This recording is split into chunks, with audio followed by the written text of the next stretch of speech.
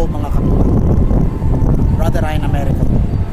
Samahan niyo po ako sa taunang pagbubulay-bulay sa mga salitang binigkas ng ating Panginoon habang siya'y naghihirap sa krus. Mga salita na sumasalamin sa ating pananampalataya at nagpapatatag sa ating pananampalataya. 7 huling salita ni Jesus.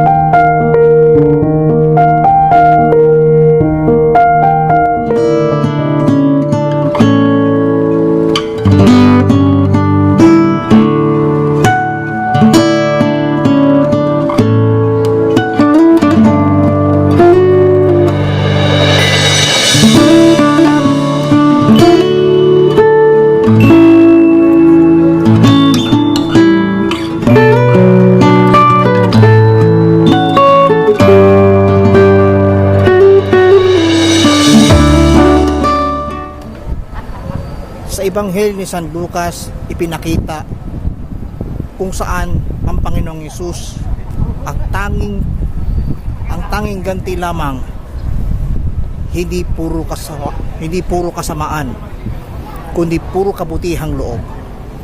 Bakit kamo? Ito po ang dahilan kung bakit ang laging bukang bibig ay pagpapatawad. Ika nga niya sa unang wika, Ama, patawarin mo sila sapagkat hindi nila nalalaman ang kanilang ginagawa. Ito ang dahilan kung bakit nais ng Panginoon na ang tanging pagkahari lamang ay kapatawaran sa lahat ng ating pagkakamali. Kadalasan nga marami na nagsasabing hindi kita mapapatawad, di kita mapapatawad. Pero ang Panginoon handang magpatawad. Bakit kamo? Kung sa tao walang kapatawaran, sa Diyos may kapatawaran. Katuwang, naranasan mo ba ang kapatawarang yon?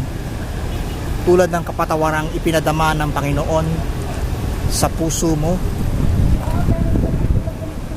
Salaminin na natin ang ating pagkatao.